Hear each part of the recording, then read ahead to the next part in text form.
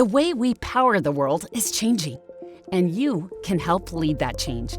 With Chevron Renewable Energy Group's EnduraFuels, a complete line of high-quality bio-based diesel solutions for fleet, marine, and rail that enables reduced carbon intensity and improved engine performance, all while helping you work towards profitability targets.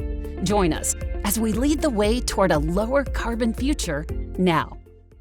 There is over $1 trillion of waste in supply chains today. The net zero carbon emission is something that corporates are taking very seriously. To meet these objectives, they're going to have to take into consideration. Hey, and welcome back to another episode of Net Zero Carbon, the show at FreightWaves, where we deep dive on decarbonization, typically looking through a lens of freight, fuels, and energy. Today, I've got the privilege of shifting that a little bit and talking to Ben Joldersma, the CEO of Upshift.eco. Ben, thanks for joining the show. How are you? I'm doing great, Tyler. Thanks for asking. How are you? I'm doing really well. It's a great, beautiful spring day, and I always enjoy geeking out on the nerdy, means of funneling capital to decarbonization initiatives of freight. So this is going to be a fun conversation where we get to do just that. And that's why I say this episode's a little bit different. We're not looking at a specific hard tech or a specific solution. We're actually trying to understand the lay of the land of who is impacted when we're talking about decarbonization, specifically maybe with road freight. And I think to set the stage for this conversation, let's go back a little bit. So you and I met, you were recently an engineer at Convoy for a while, and we met over some initiatives we were working on there on decarbonization and connecting shippers and carriers and figuring out low carbon solutions. Maybe let's start with that kind of origin story. How did you stumble upon a problem? How did you get involved with Convoy? Do you remember what we were working on when you and I were together? Yeah, I do, absolutely. Prior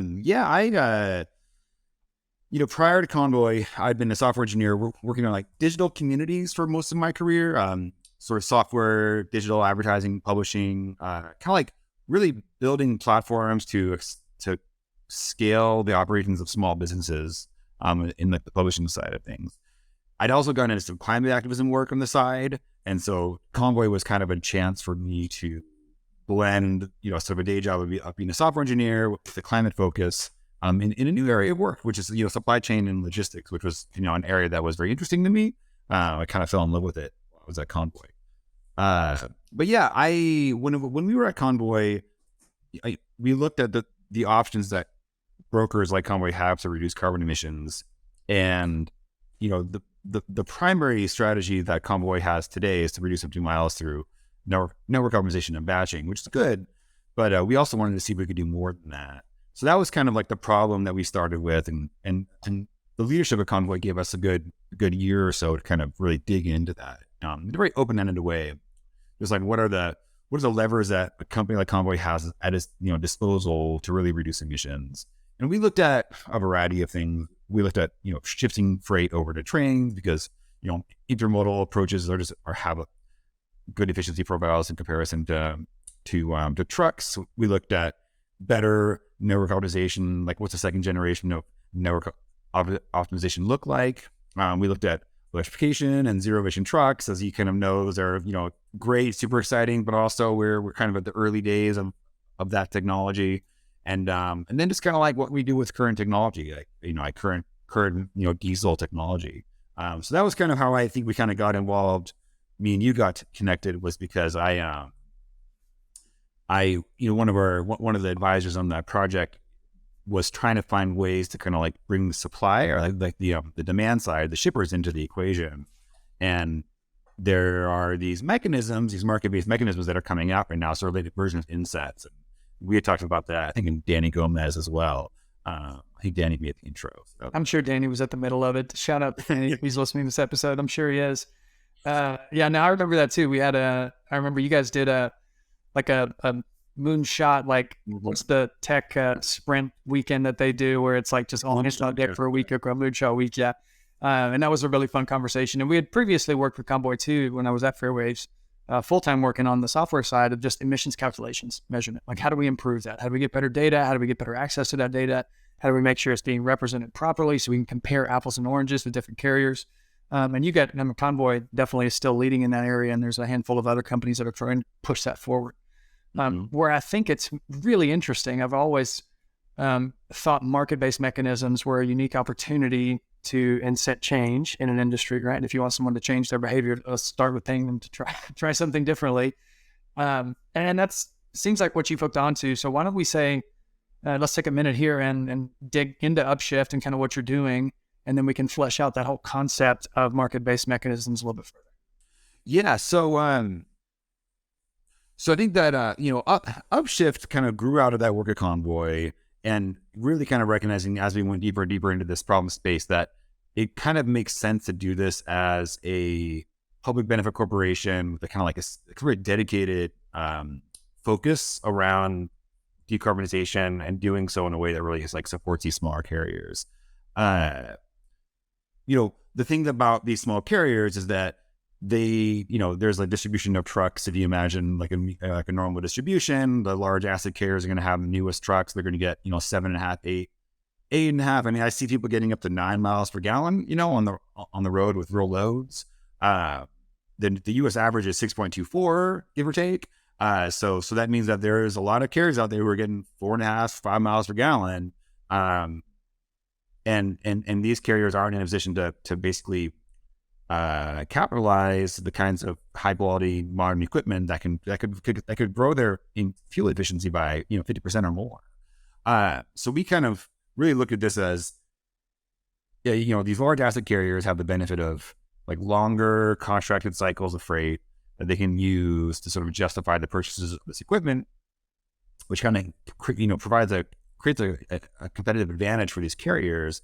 And so we looked at these sort of green premiums that shippers can pay in to like the long tail of carriers as kind of like an equalizer, if you will, and really in a way that like ultimately benefits shippers, brokers, carriers, really like strengthens the whole supply chain as a whole, top to bottom, by giving these carriers this like long-term pricing certainty they can use to go out and buy newer trucks. And just doing that alone, I mean, if we just get these small carriers into new trucks right now, we don't need to wait for any new technology to emerge. We can reduce, tens of millions of tons of CO2 every year, just by like providing best practices to everybody in the industry. It's an important initiative, and clearly something that people should not forget. Like if you're a casual listener and you drive the car on an interstate here in the U.S., you know that there's a huge discrepancy between some trucks that look nice and new and brand new and clean and some that do not. And a lot of times that is a larger fleet that's well capitalized, as you said, that has a better opportunity to buy newer trucks and break those costs out over time and have like an equipment replacement cycle, right? They've got a structure in place to do that, where a lot of these smaller carriers are 1 to 5 trucks. They can turn up or down depending on what the market's doing. If construction is booming, maybe they're not driving at all. Maybe they park that truck. And so there's kind of this like, not apathy, but lethargy kind of to the space where this model is entrenched. And it's kind of just the way trucking freight, especially here, works in the US, right? And at FreightWaves, we talk a lot about capacity and look at, carriers coming in and out of the fleet based on what the market's doing. And in many cases, we're talking about this long tail and how they can make ends meet. And so when we talk about the green premium, that's clearly the category of supply that is least available or ready or capitalized to start doing some of these things. And you mentioned a few, and I think we should dig into a few more of those opportunities they have, because it is new trucks probably are the fastest way to ramp up fuel efficiency. They're also probably the most expensive way, and maybe in least supply, depending on where supply chains are at now and kind of building these new models. What are some other ways that we can look at getting, whether it's retrofits or aerodynamics or other tools to these carriers to make a difference? Yeah.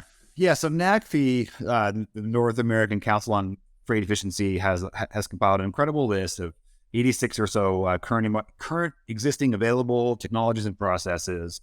And they range from, upgrading your power unit, that's the most expensive one, as you mentioned, to adding aerodynamics to fairings, gap reducers, lifted axles. There's a whole variety of techniques that can be done.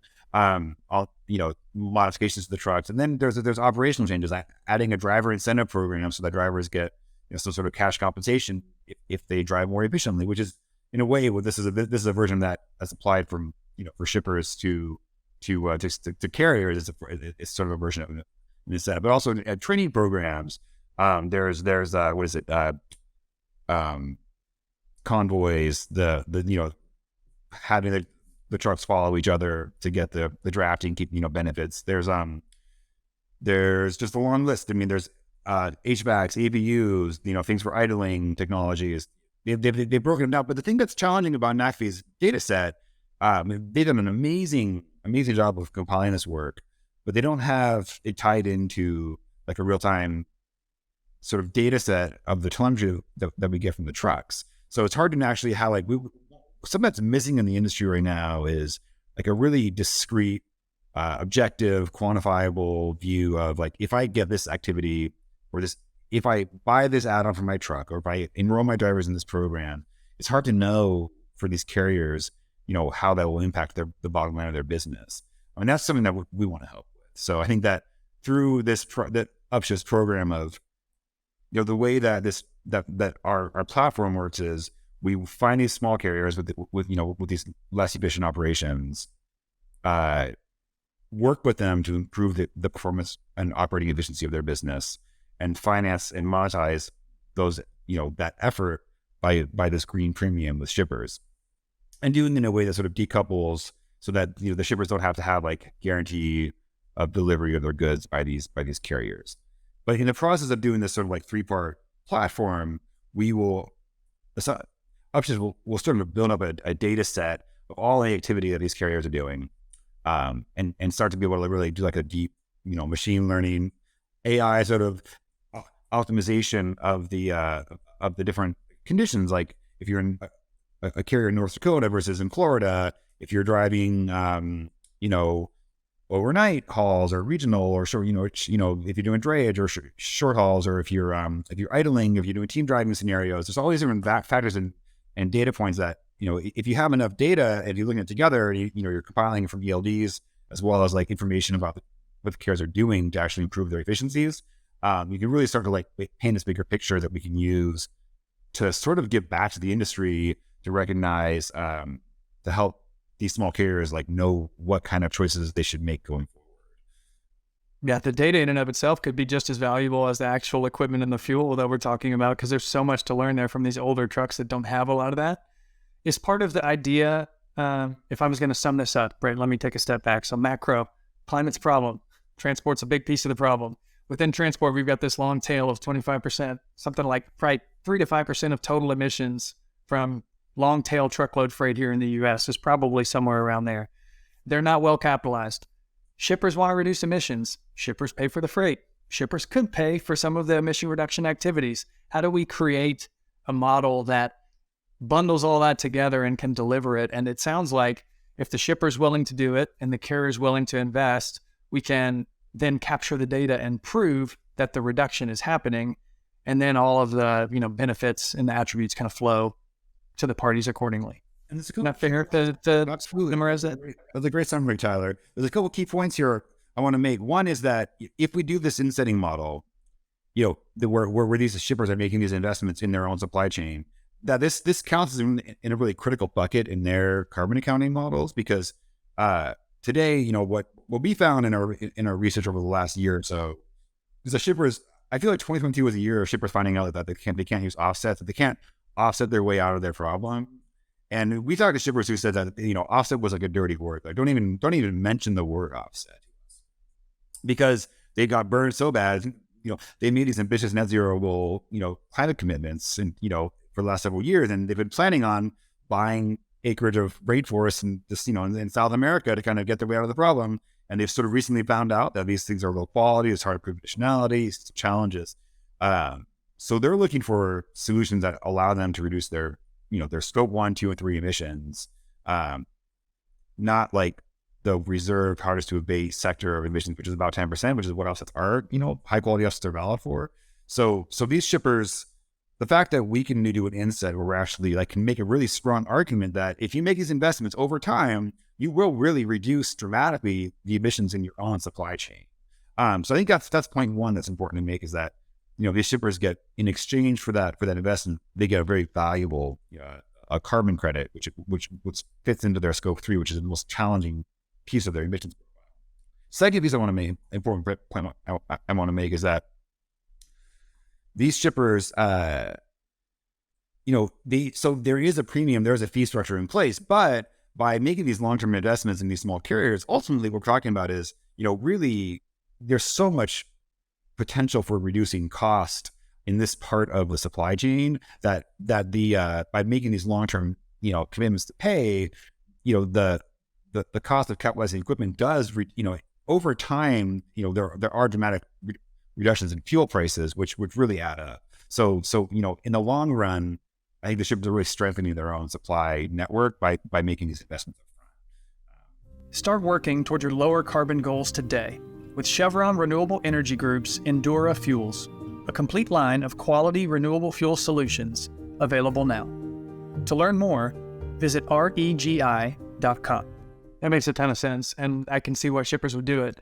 The question always becomes back, though, like, okay, what do I got to pay and what do I get out of it from a shipper, right? When you start to think about, there's a big difference in the cost of abatement for buying a new tractor versus buying an EV versus putting, trailer tails or skirts on a tractor. I mean, those are like wildly different abatement measures.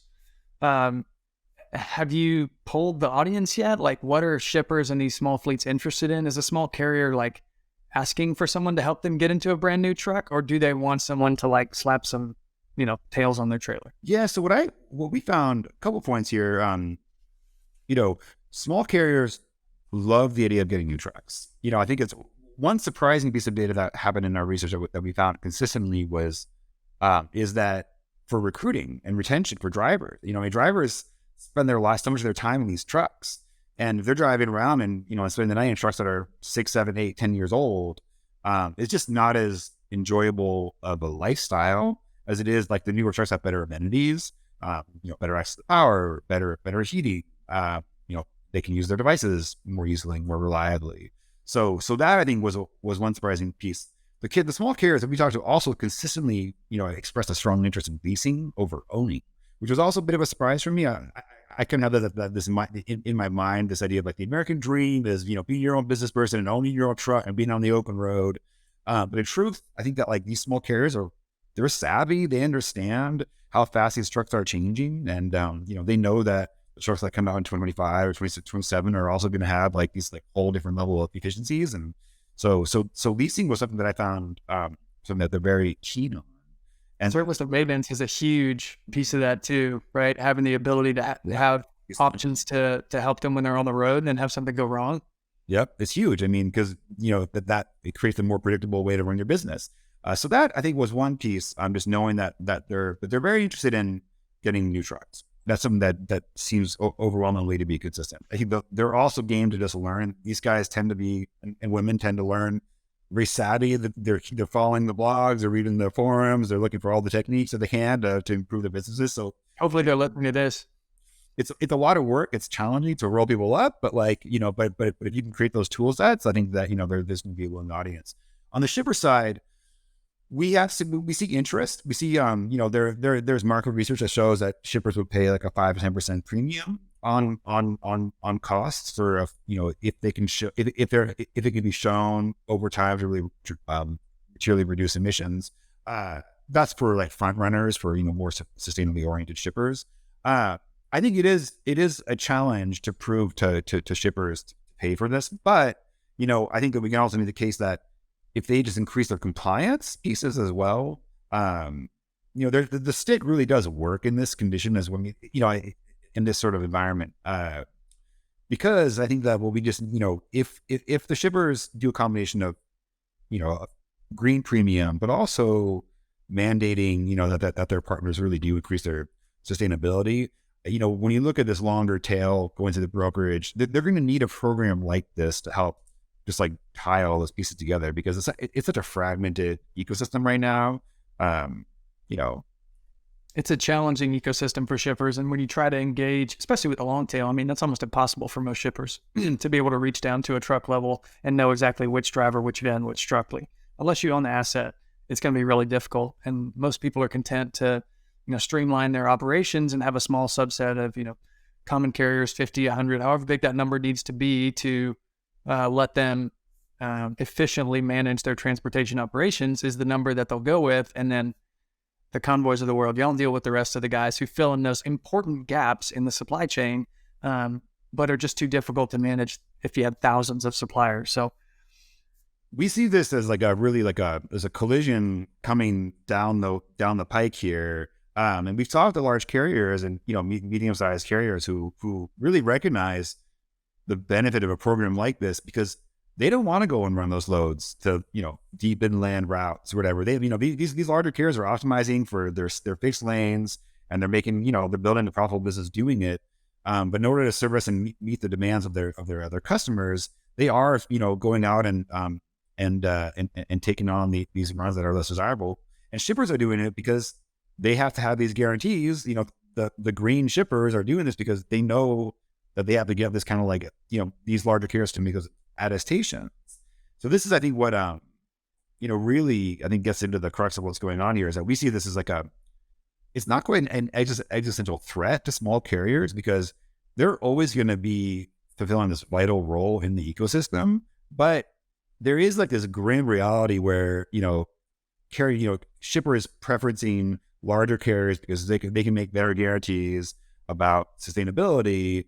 Kind of does create this reinforcing loop where these small carriers are just going to kind of get pushed into a darker, more challenging part of the industry. That's what I think we're really trying to work on. Yeah, it's funny that E kind of bleeds into the S there, right? It really is an environmental problem, but structurally within this industry, it becomes a social problem because you've got a huge amount of people that rely on this type of work that are going to be really, really challenged, more so than they even are now, to keep up as the ambition gets higher and higher and higher. And people try to meet these lofty goals. It's hard. It's really hard. I'm happy you're focusing on this. I think it's something that, you look at these small carriers. I mean, this is Guzman Convoy stories that, the strength of these small carriers is this elasticity. I mean, these guys can turn around on a dime and, 4, 8, 12 hours, they can be on the road and go into a pickup or a drop off. So I think, that if you look at, there's so much happening in this carrier virtualization space right now. You've got, cloud trucks, you've got AI fleets, you got, so many companies starting for factoring and finance products. And there's just, I think what's happening is a really interesting time right now where if all the pieces go one direction, you'll have a really vibrant ecosystem where small businesses can really thrive and prosper in America as truck drivers. And there's a whole set of tools coming in place, and we want to be one of those as well. They're going to help these people get their jobs done. But if we can't meet this sustainability piece of that puzzle, they're going to kind of be kept in one corner of this industry as these demands, expectations, and requirements and needs to hit these net zero targets increase. That I think, to me, it's there's a social governance piece of this. There's an element of this that is about trying to address what seems like social inequity, but there's also this very real aspect of we're talking about mobilizing this super hardworking workforce that can respond, to a super fast, super agile way to shippers' needs. And I think we can actually really give the larger carriers a run for their money in the best of ways. That way that really is about the spirit of competition. That competition, that rising tide helps everybody. Mm-hmm. So, yeah. That's awesome. We're getting super close on time. We could probably spend 4 more hours talking methodologies and financing and figuring out how to do this. Maybe we'll do that offline after this. But for the sake of our show and our listeners, I always ask every guest that comes on the show an important question because I want to know, when you wake up in the morning and you decide to go to work at Upshift, focusing on reducing emissions and freight for the long tail, why do you do that? Why is it important? Yeah, I think for me, it's the underlying thesis here, the theory of change that I'm operating from, that really got me just connected to this where I couldn't walk away from it. I couldn't, I had to leave Convoy and make my own business, is that this reality that there's this connection, this fundamental connection between climate change and social inequity. And that, you look at people with lower than average incomes in the US, not being able to insulate their houses in the same way, or to get a heat pump. There's just so many examples, or they're being pushed out of big cities because increasing housing prices. So now they're forced to drive their cars in, which creates another pollution source. These are, I'm so interested in finding these examples of this overlap between social justice and social equity and climate. And that really is the thing that, that I find just, I guess it's not even waking up in the morning. It's, it keeps me up in the middle of the night, and what an opportunity. I mean, the fact, if we can help shippers, recognize that they, the role they can have to create this more like sustainable, healthy ecosystem from top to bottom, everyone wins. I mean, it'll be cheaper for us to go to the grocery store to get our goods if the whole industry can reduce, fuel consumption by 25 or 30%, right? It'll be a massive benefit for everyone. Amen. I'm glad you picked such a hard problem to focus on and solve, because it's an important one. And I'm excited to see what comes out of the work. Let's definitely stay in touch and have you back on the episode later in the year and talk about what's new. Thank you. Great, Tyler. Well, thanks so much. And thanks for FreightWaves for all the work you guys do. Cheers. Thanks, Ben. Start working toward your lower carbon goals today with Chevron Renewable Energy Group's Endura Fuels, a complete line of quality renewable fuel solutions available now. To learn more, visit regi.com. $1 trillion of waste in supply chains today. The net zero carbon emission is something that corporates are taking very seriously. To meet these objectives, they're going to have to take into consideration CO2 emissions.